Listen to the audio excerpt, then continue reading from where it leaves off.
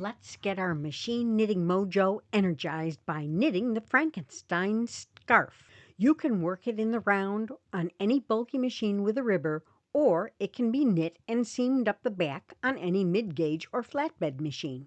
I'll speak to both variations in this video. Select 2 solid colors of yarn for the background stripes, but for the third color, I make Smidgen yarn. Smidgens are short pieces of yarn anywhere from 6 inches to 1½ arm spans, which is about 8 feet. Anything less than that is too short for most uses. Then, when I need to get the creative juices flowing, I pull out my bag of Smidgens and start knotting them together. While any secure knot will do for crochet, knitting machines are a bit fussier, especially when it comes to knots. So I use a special knot that is more easily accepted by the machine. Here's how to tie it. Take the right one and put it behind the left one. So the left one is on top.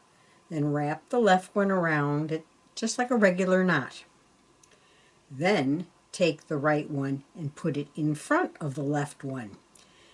Take the left one and tuck it through to the back so that the ends of this color are all together and the ends of this color are together, and just pull it up tight. Trim the ends to 1/2 to 3/4 of an inch. I've gotten away with ends up to an inch, but everything longer tends to hang up in the needles. Since the knots and ends and the random colors are the marks of an outrageous Frankenstein scarf, if you do not have enough smidgens, combine whatever leftovers you do have and just knit. To work the Frankenstein scarf in the round, set up your ribber.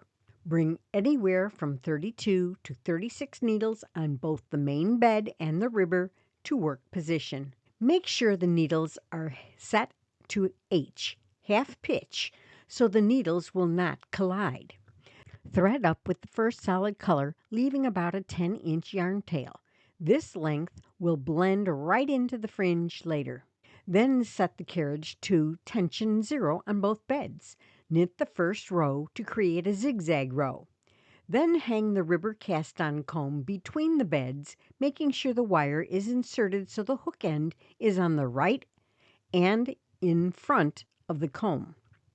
Set the tension on the carriage to 3 on both beds. Switch the carriage setting so the stitches on the main bed knit going to the right. Knit 1 row. This is a good time to check to see if you need to add any weights. I like to add 7s on the edge stitches whenever I'm doing circular knitting. Now check the carriage settings so that the stitches knit only on the ribber when moving the carriage to the left. The settings on each machine are different, so check your manual. Knit 1 pass.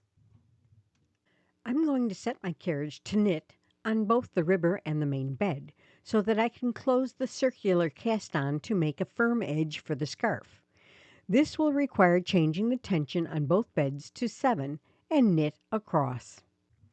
Finally, up the tension to 10 and continue to work in the round until row counter is 16. Note that 2 passes equal 1 row in circular knitting. This means the row counter is actually counting passes, not rows. So this is where I'm going to change my color. So when I cut my yarn, I'm going to leave myself about 3 to 4 inches. Drop this in, drop this one in. I'm going to put a clip about 3 inches from the end. So I just have enough to tie off. Thread up.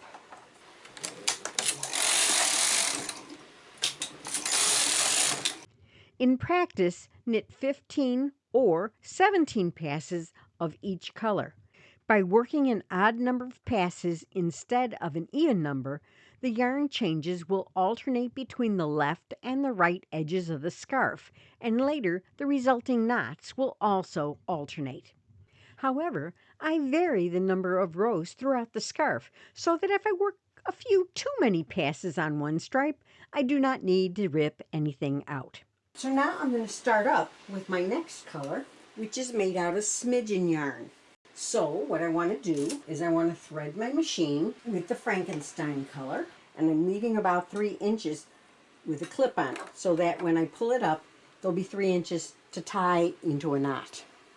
I've tried several methods to manage smidgen yarn from the threading the mass to intarsia, and I found the best method is to hand feed the yarn. You can speed up or slow down depending on how the machine feels when a knot is reached. After knitting several of these scarves, I've only had 1 stitch drop at a knot using this method. You will complete 50 stripes, which is about 800 passes altogether. This way you begin and end with the 2 solid colors. When we get to the last row, all I'm doing is transferring each of the stitches to the main bed. This is super easy. Just take your double-eyed bodkin, place it on the needle, pull it up, pull it down, and then just push it to the other end of the bodkin and drop it off. Okay, so I've transferred all of them. I'm putting all the stuff on the river out of work. Now I'm going to release my carriage and drop the bed.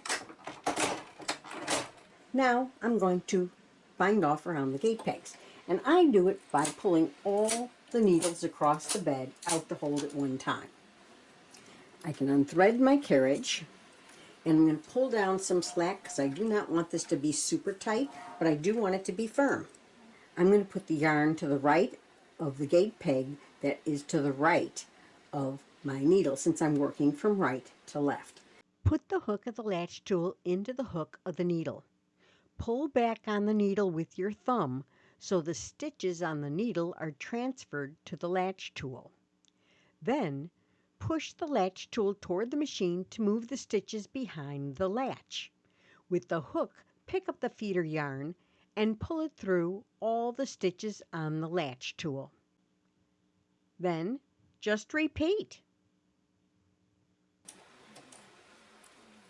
Now that was our last stitch. Because this is a scarf, I am going to leave about 10 inches because that will get lost right in to the fringe. And I'm just going to pull it through. Now if you can see, this is hanging up on the gate pegs. And all I have to do to take it off is pop it off. For a flatbed machine, set the carriage to knit in both directions and tension equals 10, or largest tension. Cast on from the left to the right over 64 to 72 needles depending on how wide you want the scarf. I like to use the crochet cast on with the latch tool because it provides a nice firm edge on which to anchor the fringe later. Work 16 rows of each solid color, then 16 rows of the smidgen yarn, and repeat to create the stripes. When you change colors, simply carry the yarn up the side. Since there are 32 rows along the edge before the same color is repeated, the length of the carried yarn is adequate to later cut and tie. If you make the stripes narrower, however, you will need to cut the yarn at each change and leave a 3-inch yarn tail for both the old and new colors. Since the stripes on the flatbed version are wider, you'll want to knit a total of 25 wide stripes. That's 400 rows.